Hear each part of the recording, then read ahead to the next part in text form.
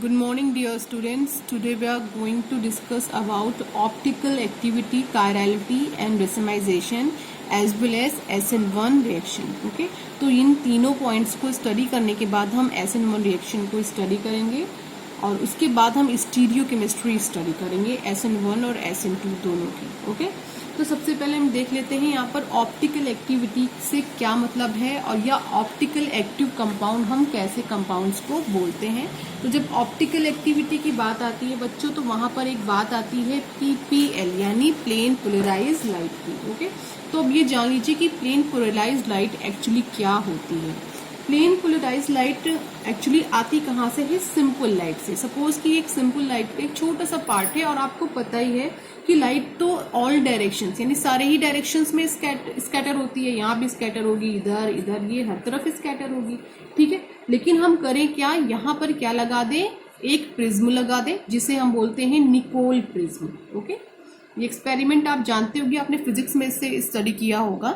तो Nicol prism अगर आप लगा दो और ये सारी लाइट को क्या कर दो, फोकस कर दो इस प्रिज्म के ऊपर, तो आप देखोगे इस प्रिज्म से जो निकली है बाहर लाइट हमारी, वो क्या है? यूनी डायरेक्शनल है. ओके, यानी कि एक ही डायरेक्शन में जाएगी, चाहे ऊपर चाहे नीचे या लेफ्ट या राइट, जो भी, सिर्फ एक ही डायरेक्शन में ये चलेगी. ये यूनी डायरेक्शनल लाइट होगी और इसी लाइट को हम PPL यानी प्लेन पोलराइज्ड लाइट के नाम से जानेंगे. ठीक है, तो हमें पता है कि ये सिंपल लाइट है. सिंपल लाइट ऑल डायरेक्शन में स्कैटर होती है, कहीं पर भी जा सकती है. इसे अगर हम निकोल प्रिज्म से, ठीक है, निकोल प्रिज्म से पास आउट करें तो ये यूनी डायरेक्शनल हो जाती है. इसी यूनी डायरेक्शनल लाइट को हम लोग प्लेन पोलराइज्ड लाइट के नाम से जानते हैं. ओके, नेक्स्ट पॉइंट यहाँ पर एक और आता है जो काफी ज्यादा इंपॉर्टेंट है कि इस प्लेन पोलराइज्ड लाइट को अगर आप किसी ऐसे कंपाउंड के सोल्यूशन में डालें जो कंपाउंड आपका कैसा हो, ऑप्टिकली एक्टिव हो, ऐसा कंपाउंड हो ऑप्टिकली एक्टिव हो, तो ये जो कंपाउंड होगा इस प्लेन पोलराइज्ड लाइट को या तो क्लॉकवाइज रोटेट करेगा, ओके, या फिर एंटी क्लॉकवाइज रोटेट कर देगा किसी भी एंगल पे. ओके, किसी भी एंगल पे या तो क्लॉकवाइज रोटेट करेगा या तो एंटी क्लॉकवाइज रोटेट करेगा. ठीक है, तो किस एंगल पे रोटेट किया है इसे हम जानते हैं पोलैरीमीटर के थ्रू. ठीक है, लेकिन अगर ये किसी भी प्लेन पोलराइज को अगर इसने क्लॉकवाइज रोटेट किया है, ठीक है, तो इसको हम नाम देते हैं डेक्स्ट्रो रोटेटरी का. ओके, क्या नाम देते हैं? डेक्स्ट्रो रोटेटरी का. इसे हम पॉजिटिव साइन से रिप्रेजेंट करते हैं या फिर स्मॉल d से रिप्रेजेंट करते हैं. लेकिन अगर इस ऑप्टिकल कंपाउंड ने प्लेन पोलराइज्ड लाइट को एंटी क्लॉकवाइज रोटेट किया है तो हम इसे बोलते हैं लीवोरोटेटरी. लीवोरोटेटरी. इसे हम माइनस या फिर स्मॉल l से रिप्रेजेंट करते हैं. ओके, तो यहाँ पर दो सिचुएशन बनती है कि हम जो प्लेन पोलराइज्ड लाइट है अगर वो optically active compound clockwise rotate करता है तो डेक्स्ट्री रोटेटरी कहलाता है, और अगर एंटी क्लॉकवाइज रोटेट करता है तो लीवोरोटेटरी कहलाता है. ओके, तो ये तो हमें समझ में आ गया कि ऑप्टिकल एक्टिव कंपाउंड के अंदर ये कैपेसिटी होती है कि ये प्लेन पोलराइज्ड लाइट को या तो क्लॉकवाइज या फिर एंटी क्लॉकवाइज रोटेट कर सकता है.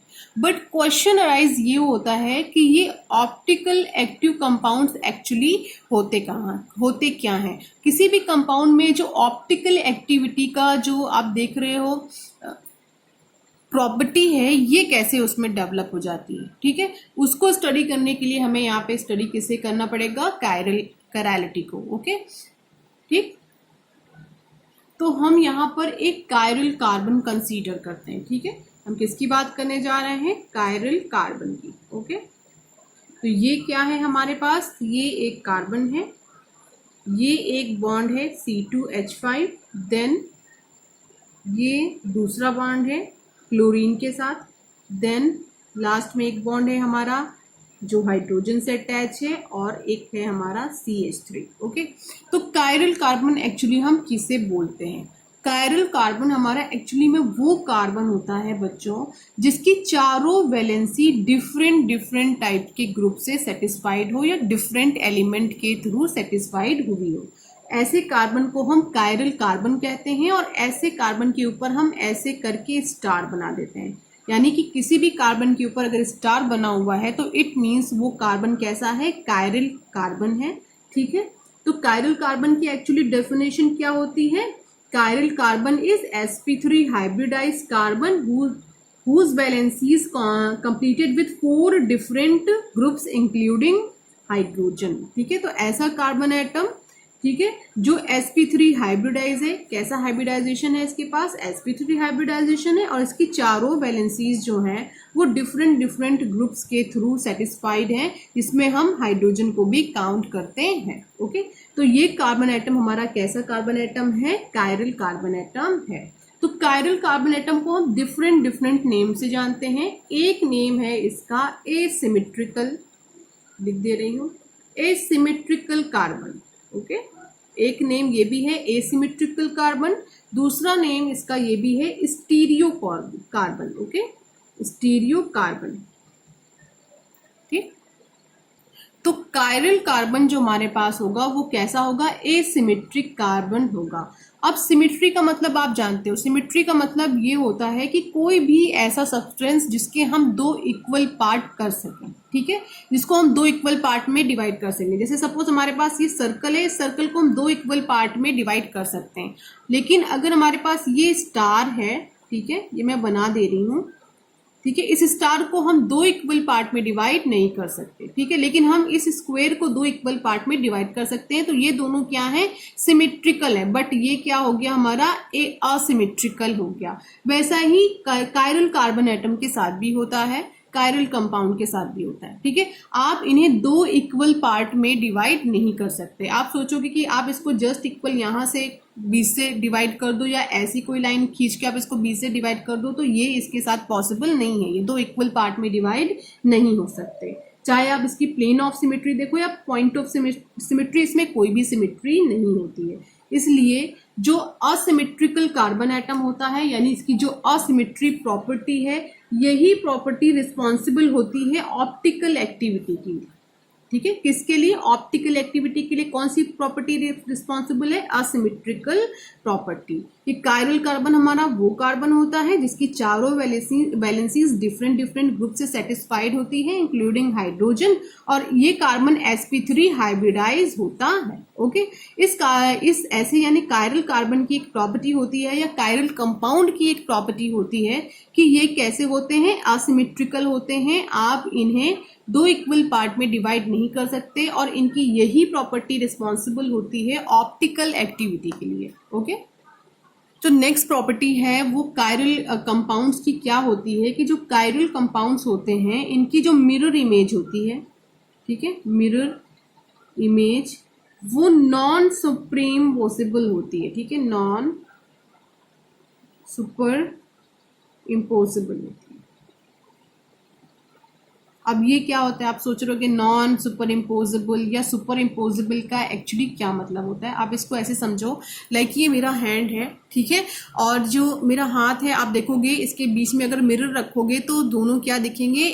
एक दूसरे के जस्ट एक जैसे ही दिखाई देंगे। ठीक है, लेकिन अगर आप जो मिरर इमेज है, भाई ऑब्वियसली बात है, मेरे इस हाथ की ये मिरर इमेज है, अगर इसकी मिरर इमेज को आप ऐसे ही उठाकर एक दूसरे के ऊपर बैठाना चाहोगे तो आप देखोगे 4 उंगलियां तो बैठ गई, लेकिन ये जो मेरा थंब है, ये थंब एक दूसरे को कवर नहीं कर पा रहा। यानी कि जो मेरा हैंड है इसमें सिमेट्री नहीं है। सिमेट्री नहीं है इसका मतलब ये क्या है? असिमेट्रिकल है। आप इसको इक्वल 2 पार्ट में डिवाइड नहीं कर सकते।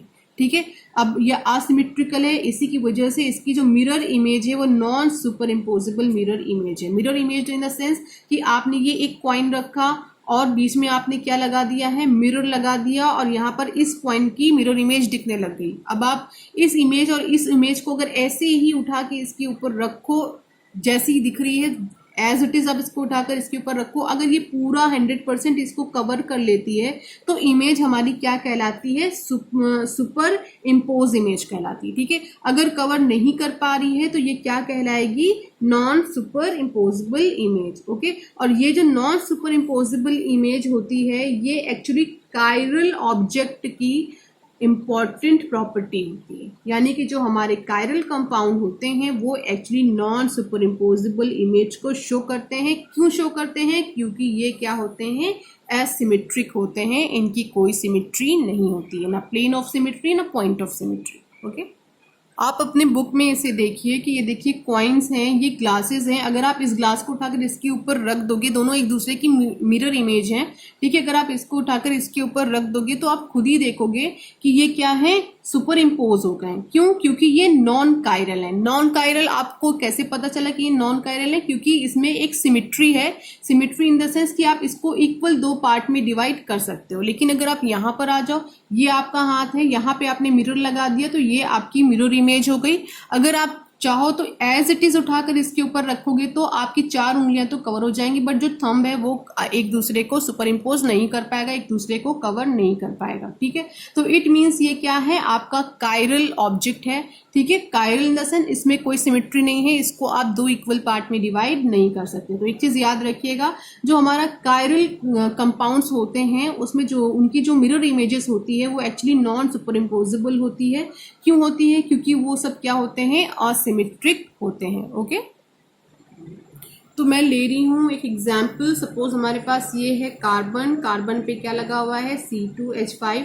देन आफ्टर यहाँ पर एक्चुअली क्या प्रेजेंट है, Cl, एंड ये है आपका हाइड्रोजन, एंड यहाँ पर क्या है, CH3। ओके, अगर इसके बीच में हम एक मिरर लगा दें, ओके, और इसकी मिरर इमेज बनाए तो देखिए क्या बनेगा, ये C है और इसके जस्ट इधर वाला इसके जस्ट बगल में बनेगा, यानी Cl यहाँ पर बनेगा। हाइड्रोजन हमारा यहाँ है तो इट मीन्स हाइड्रोजन हमारा यहाँ बनेगा। C2H5 अपने ही प्लेस पे रहेगा। CH3 इधर पीछे है, इधर भी क्या बनेगा, पीछे साइड ही बनेगा CH3। तो ये दोनों कंपाउंड एक दूसरे की क्या है, मिरर इमेज है। ठीक है, इन कंपाउंड में एक चीज आप देखोगे तो ये जो हमारे मिरर इमेज होते हैं उसमें जो फॉर्मूला होता है एक्चुअली वो बिल्कुल सेम होता है। ठीक है, जो इनका कॉन्फ़िगरेशन होता है वो भी बिल्कुल सेम होता है। लेकिन यहाँ पर एक प्रॉब्लम होती है कि अगर ये कायरल कार्बन है, देखिए ये भी कायरल है, अब इसी बात इसका मिरर इमेज है तो ये भी कायरल ही होगा। तो दोनों ही ऑप्टिकल एक्टिविटी को शो करेंगे, ऑप्टिकल एक्टिव कंपाउंड होंगे। ठीक है, तो अगर ये ऑप्टिकल एक्टिव है तो ऑब्वियस सी बात है कि प्लेन पोलराइज लाइट को या तो ये क्लॉकवाइज रोटेट करेंगे या फिर एंटी क्लॉकवाइज रोटेट करेंगे। तो यहाँ पे एक्चुअली जो प्रॉब्लम राइज होती है वो ये राइज होती है कि जो एक इमेज है अगर वो प्लेन पोलराइज लाइट को क्लॉकवाइज रोटेट कर रही है, ठीक है, तो दूसरी ऑटोमेटिक प्लेन पोलराइज लाइट को एंटी क्लॉकवाइज रोटेट करेगी। ओके, और एक क्लॉकवाइज रोटेट करेगी, एक एंटी क्लॉकवाइज रोटेट करेगी। ओके, तो यहाँ पर देखिए सारी चीजें सेम है, सारी इन द सेंस आप देख रहे हो यहाँ पर अरेंजमेंट सेम है, यहाँ पर IUPAC नेम सेम होगा, यहाँ पर जो इनकी कनेक्टिविटी है कनेक्टिविटी सेम होगी, मॉलिक्यूलर फॉर्मूला सेम होगा। बट अगर आप ऑप्टिकली एक्टिविटी की पॉइंट ऑफ व्यू से देखोगे तो एक जो कंपाउंड होगा वो अगर आपका जो मेन कंपाउंड है वो प्लेन पोलराइज लाइट को क्लॉकवाइज रोटेट करेगा तो दूसरा वाला ऑटोमेटिक एंटी क्लॉकवाइज रोटेट करेगा। ओके, तो ऐसा मिक्सचर जिसमें एक जो है क्लॉकवाइज रोटेट करे, ठीक है, दूसरा एंटी क्लॉकवाइज PPL को रोटेट करे और दोनों की क्वांटिटी जस्ट इक्वल हो, यानी 1:1 में हो, यानी 50% ये हो तो 50% ये हो, तो ये जो कंपाउंड होते हैं वो क्या कहलाते हैं, इनैंशियोमर कहलाते हैं। ठीक है, क्या कहलाएंगे, इनैंशियोमर। तो इनैंशियोमर एक्चुअली है क्या, ये है ऐसे कायरल या ऑप्टिकल एक्टिव कंपाउंड है, जो कंपाउंड का मिक्सचर है जो एक्चुअली PPL को एक क्लॉकवाइज रोटेट करेगा, दूसरा एंटी क्लॉकवाइज रोटेट करेगा और दोनों की जो मिरर इमेज है वो नॉन सुपर इम्पोजिबल होगी। तो इस तरह के मिक्सचर को हम क्या बोलेंगे, एक दूसरे का इनैंशियोमर बोलेंगे, और ये दोनों ही ऑप्टिकली एक्टिव कंपाउंड्स होंगे। ठीक है, और तो जो इनैंशियोमर होते हैं, ये इनैंशियोमर का इनकी जो फिजिकल प्रॉपर्टीज होती है, इसके मेल्टिंग पॉइंट की आप बात कर लीजिए या फिर बॉइलिंग पॉइंट की आप बात करिए, RI यानी रिफ्रैक्टिव इंडेक्स की आप बात करिए, क्या होते हैं, सब के सब सेम होंगे, लेकिन एक ही जगह पे डिफर करेंगे, वो होगी इनकी ऑप्टिकल एक्टिविटी। ऑप्टिकल एक्टिविटी में अगर एक PPL को क्लॉकवाइज रोटेट करेगा तो दूसरा एंटी क्लॉकवाइज रोटेट करेगा। इट मीन्स अगर एक डेक्स्ट्रो रोटेटरी है तो दूसरा कैसा हो जाएगा, लीवो रोटेटरी हो जाएगा। और दो इनैंशियोमर, ये एक इनैंशियोमर, एक ये इनैंशियोमर, दो इनैंशियोमर अगर इक्वल प्रोपोर्शन में प्रेजेंट है तो जो ओवरऑल ऑप्टिकल एक्टिविटी है वो क्या हो जाएगी, जीरो हो जाएगी। यानी पीपीएल जो प्लेन पोलराइज लाइट है वो रोटेट ही नहीं करेगी। सपोज करिए कि आपका ये क्या है, एक ऑप्टिकल एक्टिव सोल्यूशन है, लिख दे रही हूं, ऑप्टिकल एक्टिव सोल्यूशन है, ठीक है। और इस सोल्यूशन में यहाँ पे क्या है, प्लेन पोलराइज लाइट आपको पास करानी है। लेकिन इस सोल्यूशन की खास बात ये है कि इसमें 50% क्या है, डेक्स्ट्रो है और 50% लीवो रोटेटरी है, ठीक है। तो अगर प्लेन पोलराइज इसमें पास करेगी तो डेक्स्ट्रो वाला इसको क्लॉकवाइज रोटेट करना चाहेगा और लीवो वाला इसको एंटी क्लॉकवाइज रोटेट करना चाहेगा। तो सिचुएशन क्या हो जाएगी कि यहाँ पे रोटेशन क्या हो जाएगा, जीरो हो जाएगा। और प्लेन पोलराइज लाइट क्या होगी, रोटेट नहीं हो पाएगी। क्यों? क्योंकि दोनों ही यानी प्लस और माइनस दोनों ही यहाँ पे कितने परसेंट प्रेजेंट है, 50-50% प्रेजेंट है। तो यहाँ पे रोटेशन क्या हो जाएगा, जीरो हो जाएगा और प्लेन पोलराइज हमारी लाइट बिना रोटेट हुए एज इट इज निकल जाएगी, ठीक है। तो इस तरह के मिक्सचर को जिसमें ऑप्टिकल एक्टिविटी जो आपकी होती है वो जीरो हो जाए, यानी कि जो रोटेशन है वो ऑप्टिकल रोटेशन जो हमारा है वो जीरो हो जाए, ठीक है। क्योंकि दोनों ही आइसोमर एक दूसरे के रोटेशन को क्या कर देंगे, कैंसिल आउट कर देंगे। तो इस तरह का जो हमारा मिक्सचर होता है वो रेसिमिक मिक्सचर कहलाता है, ठीक है। तो रेसिमिक मिक्सचर एक्चुअली क्या होता है, ऐसा मिक्सचर होता है जिसमें दो इनैंशियोमर प्रेजेंट होते हैं और दोनों ही इनैंशियोमर इक्वल क्वांटिटी में प्रेजेंट होते हैं, ठीक है। दोनों यानी कि डेक्स्ट्रो भी और लीवो भी। और प्लेन पोलराइज लाइट अगर ऐसे ऑप्टिकल एक्टिव सोल्यूशन में हम पास करते हैं तो वो बिना रोटेट हुए स्ट्रेट लाइन में पास आउट हो जाती है। तो ऐसे मिक्सचर को हम रेसिमिक मिक्सचर कहते हैं और इस पूरे फिनोमेना को हम रेसिमाइजेशन के नाम से जानते हैं और इसको रिप्रेजेंट करते हैं हम प्लस और माइनस दोनों से, ओके। तो इट मीन्स बच्चों की जिसने क्लॉकवाइज रोटेट किया, अगर आप इसको बोलोगे प्लस लगा करके कि 2 भाई लिख दे रही हूं मैं इसका IUPAC name +2 chloro butane, okay. इसका क्या नाम है, 2 क्लोरो ब्यूटेन। आप यहाँ पे क्या लगाओगे, एंटी क्लॉकवाइज है तो लीवो के लिए माइनस है, तो क्या करोगे 2 क्लोरो ब्यूटेन, ठीक है। ये किसके लिए हो गया, अगर ये लीवो है तो ये केस बन गया, अगर डेक्स्ट्रो है तो ये केस बन गया। लेकिन अगर इन दोनों का मिक्सचर है, दोनों ही इनैंशियोमर है, ठीक है, अगर इन दोनों का मिक्सचर 50-50% किसी सोल्यूशन में प्रेजेंट है तो हम इसको कैसे रिप्रेजेंट करेंगे, प्लस भी लगाएंगे, माइनस भी लगाएंगे, ब्रैकेट लगाएंगे, देन आफ्टर क्या लिख देंगे, 2 क्लोरो ब्यूटेन, ओके। तो हमें ये क्लियर हो जाएगा कि ये जो हमारा एक्चुअली मिक्सचर है वो एक्चुअली क्या हो चुका है, ऑप्टिकली इनएक्टिव है, ठीक है। यहाँ पे इनैंशियोमर, दो इनैंशियोमर प्रेजेंट है जो एक दूसरे को जो रोटेट करने की कैपेसिटी है उसको कैंसिल आउट कर रहे हैं, ओके। तो बच्चों अब हम स्टडी करने जा रहे हैं SN2 हम स्टडी कर चुके हैं, हम SN1 रिएक्शन स्टडी करने जा रहे हैं और SN1 रिएक्शन को अब हम स्टडी करेंगे और SN1 और SN2 की स्टीरियो केमिस्ट्री जब हम स्टडी करेंगे तो हमें थोड़ा कॉन्सेप्ट और क्लियर होगा, ओके। तो जो हमारी SN1 रिएक्शन होती है ये प्रोसीड होती है एक्चुअली पोलर प्रोटिक सॉल्वेंट में, पोलर प्रोटिक सॉल्वेंट, ओके। ऐसा सॉल्वेंट जिसमें पोलैरिटी हो, साथ में ऐसा सॉल्वेंट जिसमें कैपेसिटी हो H पॉजिटिव आयन को रिलीज करने की। ऐसे सॉल्वेंट में हम जो SN1 रिएक्शन हमारी जो होती है वो बहुत इजीली हो पाती है, ओके। तो SN1 रिएक्शन में हम एग्जांपल लेते हैं, सपोज करते हैं हमारे पास क्या है, ये C है, देन CH3 एंड CH3 और ये क्या लगा हुआ है, Br। ये हमारा क्या है, टर्शियरी हेलोएल्केन है और टर्शियरी हेलोएल्केन्स के ऊपर हम अटैक कराते हैं एक न्यूक्लियोफाइल की तो हमें कंपाउंड मिलता है CH3, okay, CH3 then OH और रिलीज हो जाता है Br नेगेटिव, ओके।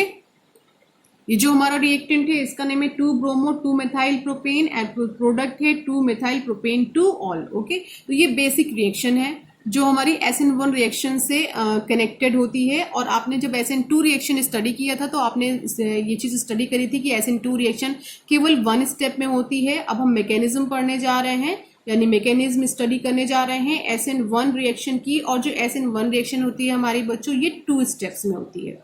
तो कंपैरेटिव भी आप पढ़ते रहिए SN1 और SN2 में एक्चुअली क्या डिफरेंस होता है। SN1 रिएक्शन 2 स्टेप्स में होती है और SN2 रिएक्शन को हमने 1 स्टेप में स्टडी किया था। ओके, तो जो यहाँ पर फर्स्ट स्टेप हमारा होता है, फर्स्ट स्टेप को हम जनरली जानते हैं फॉर्मेशन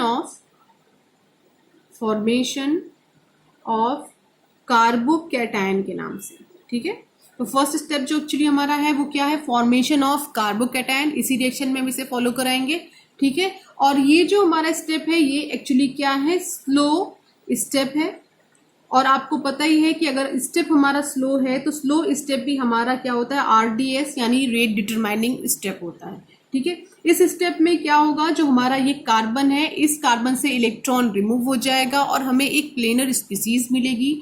उस प्लेनर स्पीसीज को ही हम लोग कार्बोकैटायन के नेम से जानेंगे। ठीक है, तो चलिए करते हैं। स्टेप फर्स्ट में रिएक्शन क्या है, CH3 देन CH3 और ये क्या अटैच है, Br आप जानते ही हो कि ये हैलोजन फैमिली का मेंबर है और हैलोजन फैमिली के मेंबर मोस्ट इलेक्ट्रोनेगेटिव होते हैं। तो ये इलेक्ट्रॉन को अपनी तरफ क्या करते हैं, खींचते हैं, जिसकी वजह से ये बॉन्ड क्या हो जाता है, बहुत वीक हो जाता है और अपने साथ साथ ये अपने इलेक्ट्रॉन के साथ साथ कार्बन के इलेक्ट्रॉन्स को भी लेकर चले जाते हैं। तो कार्बन पे चार्ज कैसा आ जाता है, पॉजिटिव चार्ज आ जाता है। ठीक है, क्योंकि कार्बन के ऊपर पॉजिटिव चार्ज आ गया इसीलिए हमने इसको क्या नाम दे दिया है, कार्बोकैटायन का। इसी को हमने क्या बोला है, कार्बोकैटायन। ओके, और क्या यहाँ पे रिलीज हो गया है, Br नेगेटिव। अभी तो हमारे न्यूक्लियोफाइल की एंट्री नहीं हुई। ओके, तो स्टेप जो सेकेंड है हमारा, स्टेप सेकेंड में जो हमारा मेन स्टेप वो एक्चुअली क्या है, अटैक ऑफ न्यूक्लियोफाइल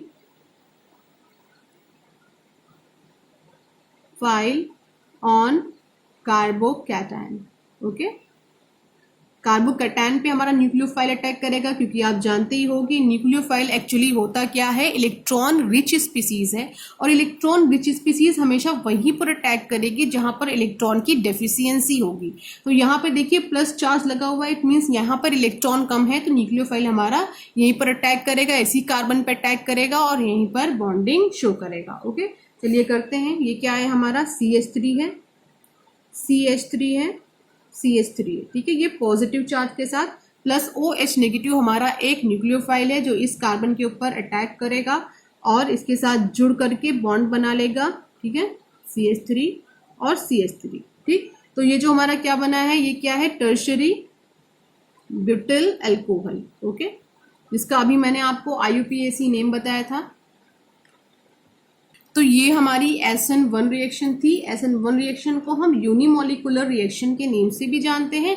क्या बोला मैंने, यूनिमोलिकुलर रिएक्शन के नेम से भी जानते हैं। तो यहाँ पर जो रिएक्शन की रेट है ये सिर्फ डिपेंड करती है हमारे रिएक्टेंट के ऊपर, न्यूक्लियोफाइल पर डिपेंड नहीं करती। ठीक है, केवल एक ही स्पीसीज के ऊपर डिपेंड कर रही है, इसलिए हम इसको यूनिमोलिकुलर रिएक्शन बोल रहे हैं। ठीक है, और ये जो रिएक्शन होती हैं ये reaction actually first order reaction होती है। ठीक है, तो एक चीज आप याद रखिएगा, SN1 रिएक्शन हमारी यूनिमोलिकुलर रिएक्शन होती है। यहाँ पर रेट ऑफ रिएक्शन न्यूक्लियोफाइल पर डिपेंड नहीं करता है।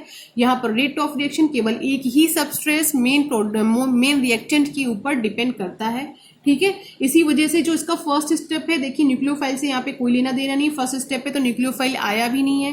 ठीक है, तो हमारी जो RDS है किस पे डिपेंड है, फर्स्ट स्टेप पर ही डिपेंड है। न्यूक्लियोफाइल का यहाँ पे कोई लेना देना नहीं है यहाँ की रेट ऑफ रिएक्शन से। ठीक है, जितनी इजिली ये बॉन्ड ब्रेक होगा, जितनी इजी कार्बोकैटायन बनेगा, उतना ही इजिली और उतना ही फिजिबल वे में हमारी रिएक्शन चलेगी। ओके, तो बच्चों मैं आपको रिकॉल कर दे रही हूँ SN2 रिएक्शन। ठीक है, क्योंकि हम स्टीरियो केमिस्ट्री स्टडी करने जा रहे हैं।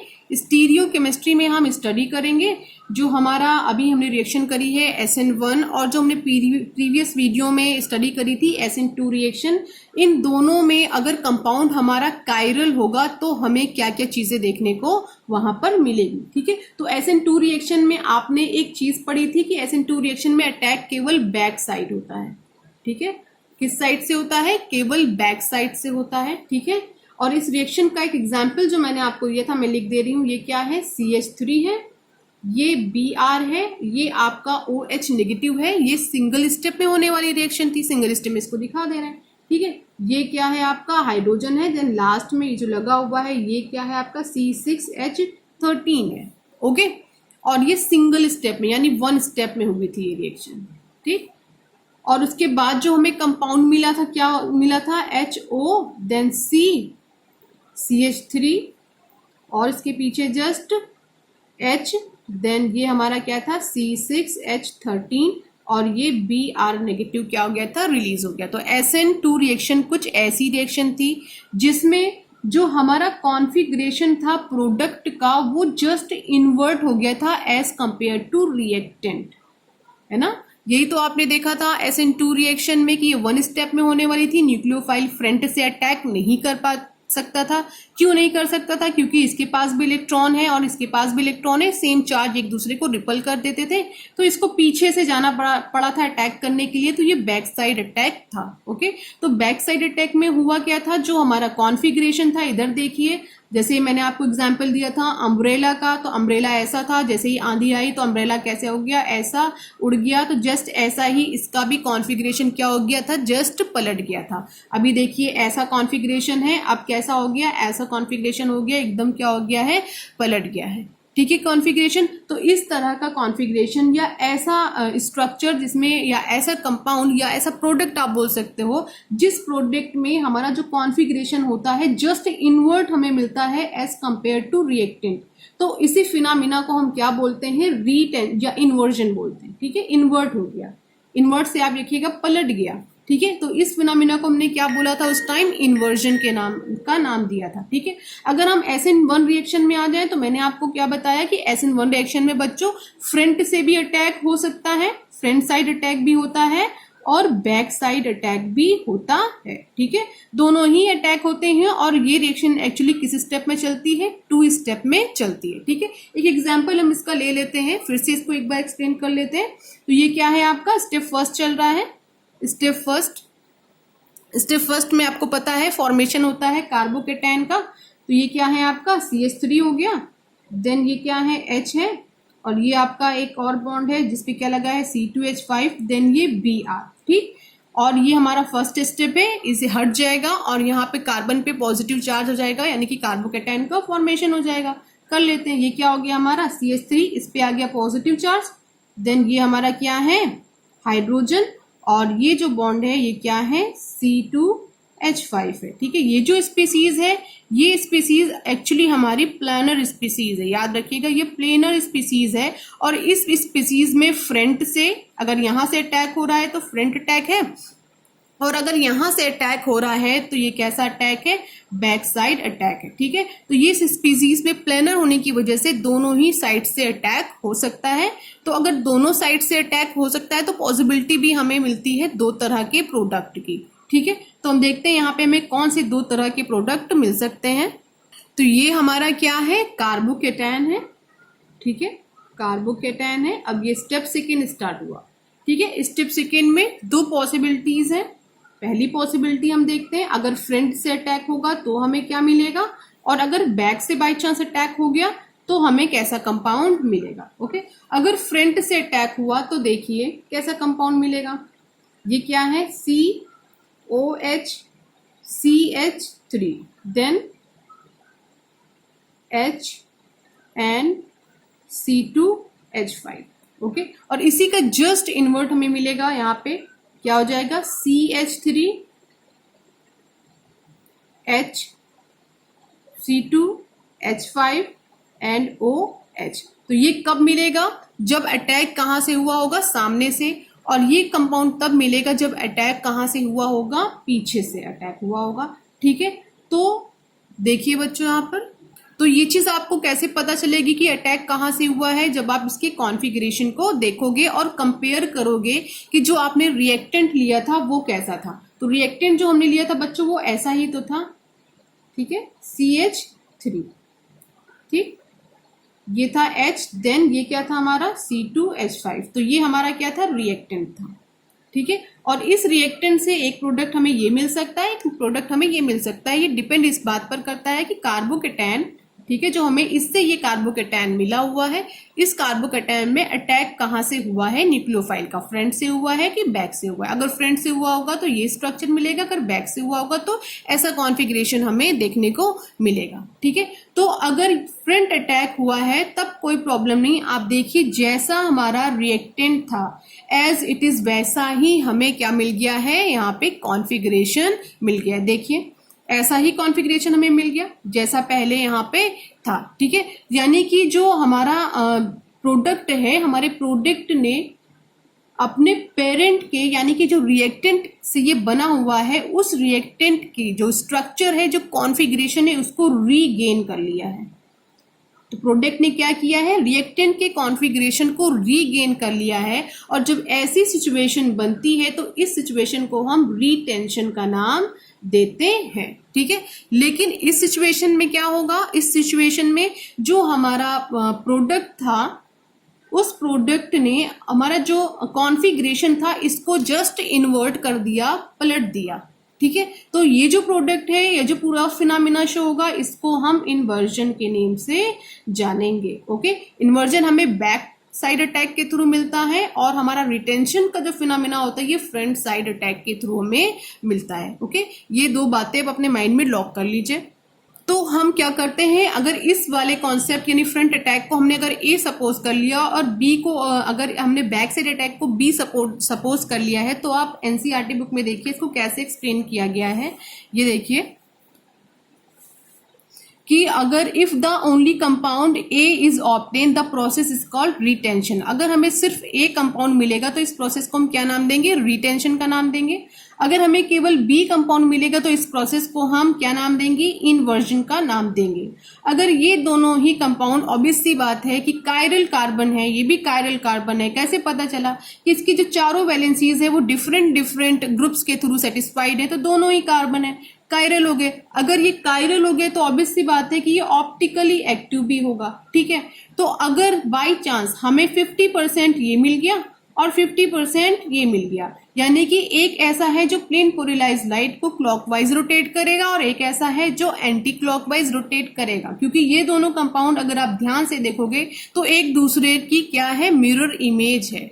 ठीक है, मिरर इमेज है, बट ये क्या है, non super imposable mirror image है, क्योंकि कायरल होने की वजह से इसके पास कोई सिमेट्री नहीं है। ठीक है, कोई सिमेट्री नहीं है तो ये मिरर इमेज सुपर इम्पोजेबल नहीं होगी। ठीक है, ये मिरर इमेज सुपर इम्पोजेबल नहीं होगी, तो इट मीन्स कि ये एक अगर प्लेन पोलराइज लाइट को क्लॉकवाइज रोटेट करेगा तो दूसरा ऑटोमेटिक एंटी क्लॉकवाइज रोटेट करेगा। इट मीन्स ये दोनों क्या है, इनैंशियोमर हैं, जो भी आपने पहले स्टडी किया था। अगर ये इनैंशियोमर हैं तो जो हमारा मिक्सचर है वो हमारा मिक्सचर कैसा होगा, रेसिमिक मिक्सचर होगा।